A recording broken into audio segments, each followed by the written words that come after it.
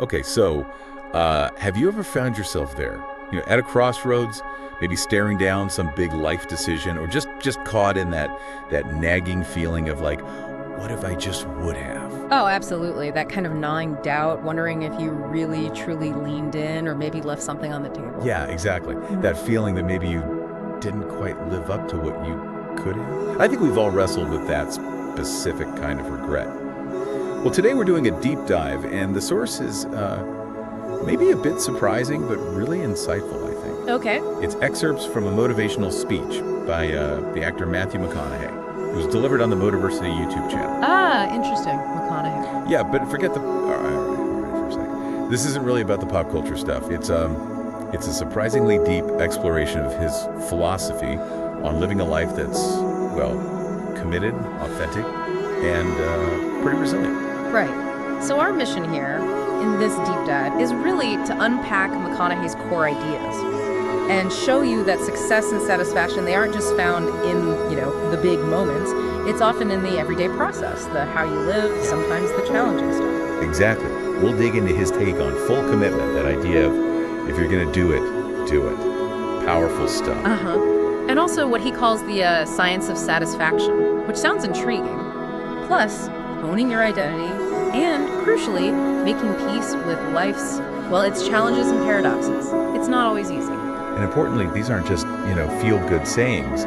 We think these are really actionable insights for anyone looking to maybe clarify their path, maximize their potential, and just feel like they're really leaning into life, giving it everything they've got. So yeah, let's unpack this. Let's do it. Okay, so McConaughey kicks things off with this incredibly direct statement. If you're going to do it, do it. Simple, right? Seems simple. But he talks about the agony of half-assing something, that gnawing what if I just would feeling we mentioned. What's really profound here, I think, beyond just try hard, is his emphasis on the clarity that comes from finding out. Whether you succeed or fail, just finding out. What do you think is really at the heart of that specific regret? The half-assed regret he finds so potent. Well, that's a great point, because it's not really about the failure itself, is it? It's the not knowing, the ambiguity. The agony, like you said, comes from never knowing if your full effort, your real all, would have actually changed things. Okay. So he sort of flips it. It's not about getting the win necessarily, but about eliminating the doubt. That's a really different way to frame it. It is. Because often our biggest hang-up isn't failing outright, it's being paralyzed by inaction. It's that what if that just lingers and stops us moving forward. He's arguing that finding out, whatever the result, is actually, a truly great place to be because the fog is gone. Right, you know where you stand. Okay, so once you're committed, you're all in. You're going to find out. Yeah. Where does he go from there? It takes us to this surprisingly liberating idea, being full of yourself. Which usually sounds bad. Exactly, we hear that negatively, right? But he totally reframes it. He tells this story about someone saying, Matthew, you're so full of yourself. And his immediate thought, which he apparently wrote down, was, well, who else am I supposed to be full of? I like that. Yeah. So how does he manage to redefine that? Yeah. Turn it from, arrogance into something foundational? It's a really clever reframing, actually. It shifts it away from arrogance towards self-possession, self-awareness, self-accountability. He really emphasizes spending more time studying ourselves, getting to know who we actually are. And how do you do that? Well, what's fascinating is his method. He points out it's often easier to figure out who you're not than who you are. Process of elimination. Exactly. By systematically getting rid of the bullshit the things that drain you, the things that aren't authentically, you naturally start moving towards the best. It's like discovering yourself by subtraction, which makes you think, are you more focused on finding out what you don't want to do, or are you consciously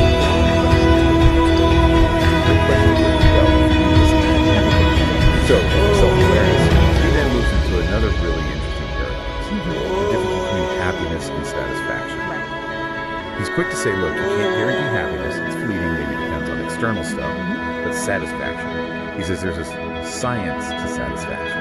Okay, science is a strong word there. Satisfaction feels so personal, subjective. It does. So what do you think he means by applying a scientific lens to satisfaction? Is he talking test tubes here? Probably not. I think it's less about, empirical data and more about having a kind of an engineering mindset towards your own life. He seems to be saying we can actually observe ourselves, look for patterns, identify behaviors or choices that consistently lead to a feeling of contentment or peace, and then consciously try to replicate them. So like building systems for your own well-being. Exactly. Systematically reducing friction, identifying those repeatable sort of internal wins. It's actually a surprisingly practical way to think about well-being. And he points out something we probably all do. We're often way easier on other people than ourselves, right? Oh, yeah. If someone else tries their best, falls short, we give them a gentle, hey, you tried.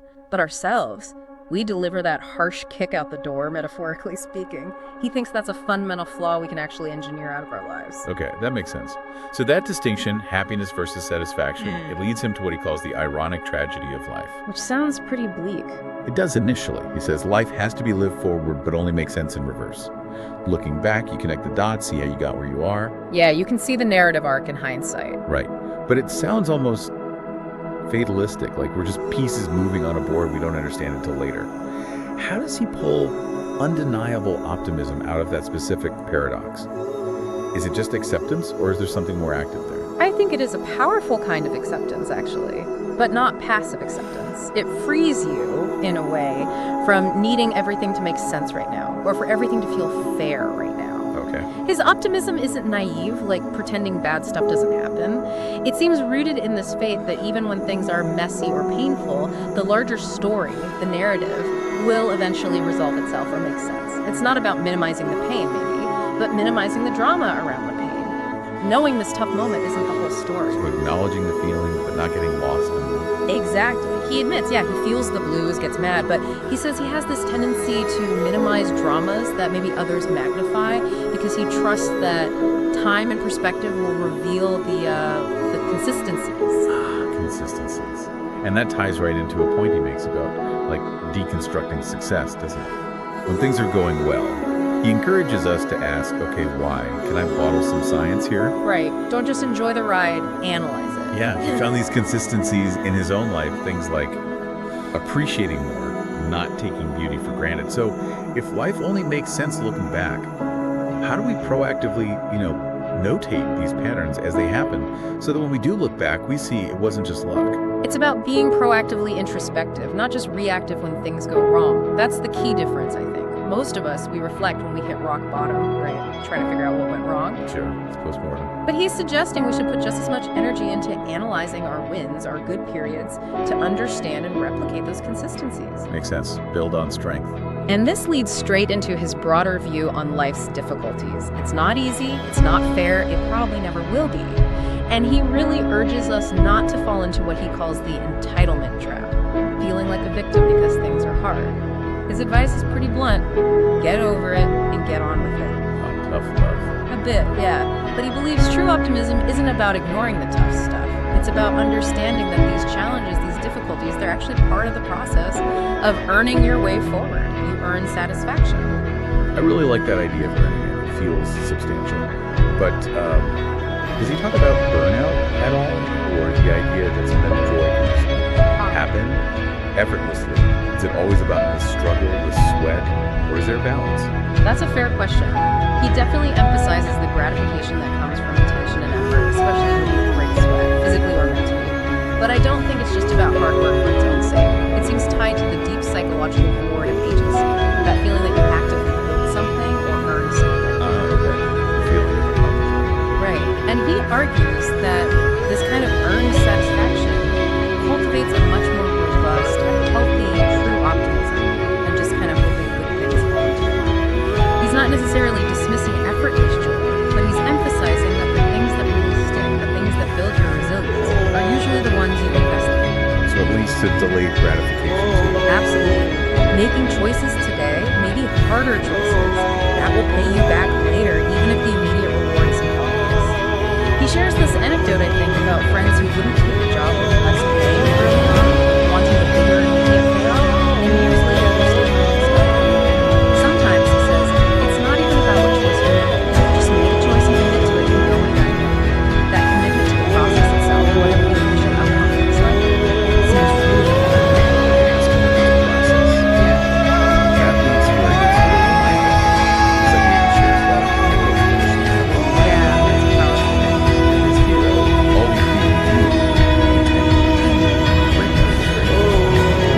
what does that actually mean for how we approach our goals day to day? If the finish line keeps moving, how do you ever feel satisfied with your progress? Doesn't that sound exhausting? It could sound exhausting, but I think that's the core paradox he's actually embracing. It means the destination isn't some fixed point you reach and then you stop. Instead, the destination is the continuous act of striving. The approach itself becomes the point. So finding fulfillment in just being in process. Exactly. He uses these analogies like a sniper aiming beyond the target to hit it, or Bo Jackson running for the end zone right up the tunnel. Ah, I remember that image. Yeah. Your best performance, your deepest engagement, comes when your reach is always slightly exceeding your current grasp. It makes every step forward its own reward because the journey, the striving, is the purpose. He thinks we often choke, metaphorically, at the finish line because we get too focused on the result, the ta-da moment, the clock ticking, instead of just staying in process. Right, losing focus on the execution because you're thinking about the celebration or the relief. Precisely. For him, the race is never truly over. The journey has no final port. The adventure never really ends because we are, in his words, always on the way. So we're constantly achieving our way towards something ultimately unachievable. And that's okay. In fact, that's pretty damn awesome, as he puts it. That seems to be the idea, and he ties this back to finding freedom and responsibility, which sounds like another paradox. It does. Responsibility usually feels like the opposite of freedom. But here, it's not just about obligation, it's about investing in ourselves, building on what we started yesterday, carrying it forward into tomorrow. It's taking ownership of that continuous process. So how does that continuous pursuit, that always moving target, actually lead to freedom? Well, I think it's freedom from the need for a final endpoint, freedom from the pressure of a single ta-da moment defining you. It's about constantly investigating, interrogating your better self, just trying to be, a little bit better at this tomorrow, knowing there's no final exam. Responsibilities, seen this way, isn't a burden that weighs you down. It's the foundation of your agency, your ability to act and shape things. By committing to the process, to continuous self-improvement, to always finding out, you're actively shaping your future. You're building a sense of self-mastery. And that mastery, that agency, is the deepest kind of liberation in this view. It's ongoing growth that empowers you. Okay. That's a lot to chew on. So as we wrap up this deep dive, let's try to crystallize that central message from McConaughey. It really seems to be that life is about the continuous journey, much more than any single destination. Yeah, it's that idea of the approach is the destination, and those immortal finish lines, always chasing that future version of yourself, me in 10 years. And true gratification, that science of satisfaction you talked about, it comes from earning it, from breaking a sweat, mentally or physically, leaning into the process itself. Indeed. And maybe bringing it back to that earlier paradox. If life has to be lived for but only makes sense in reverse, well, what could you start notating along the way, right now, today? What are those consistencies you're building? Maybe without even realizing it. Those small wins, those moments of deliberate effort. The things that, when you do look back someday, will clearly show the path you forged towards your own moments of success and joy. That's the provocative thought, maybe. How does focusing deliberately on the process, not just impatiently waiting for the big ta-da moment, how does that actually change the way you face challenges day to day? How you celebrate the small victories, how you find meaning just in the doing? It could shift everything. It really could. And with that thought, perhaps the best way to close is with his simple advice: just keep living.